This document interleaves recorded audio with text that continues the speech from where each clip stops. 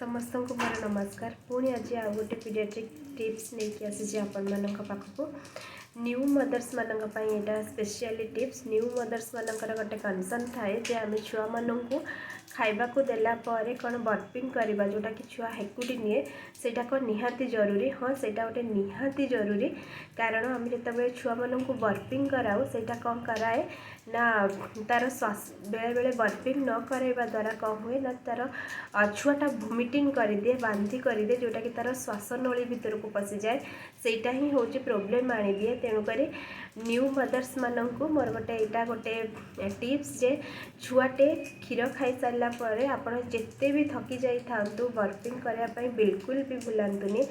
तो बर्पिंग केमती करेबे ना आपणकर सोल्जर उपरे छुआर पेटटा को देबे माने छुआर पेट रहिबो ताकू एमती कांध उपरे आउजिकी ताकू हाथ रे एमती इंटरलॉक कर देकी छुआटा को एमती एई पोजीशन रो हाथ करिकी एमती ताकू जस्ट एमती धीरे धीरे धीरे धीरे थापुड़े देबे।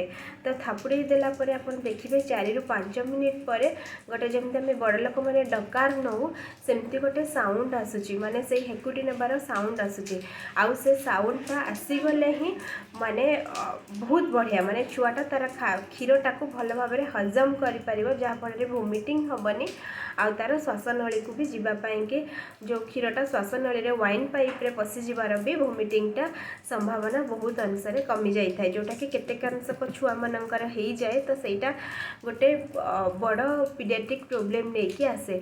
तो सबू छुआ मानक आम टिके 5 ରୁ 6 मिनिट पर्यंत सेमती थापुड़ेवा दरकार क्षीर खाई सारा पर। यहाँ न्यू मदर्स मानक टिप्स भावुँ निश्चित भाव भल लगी। नेक्स्ट थर को आहरी नुआ नुआ टिप्स नहीं आसबि रही।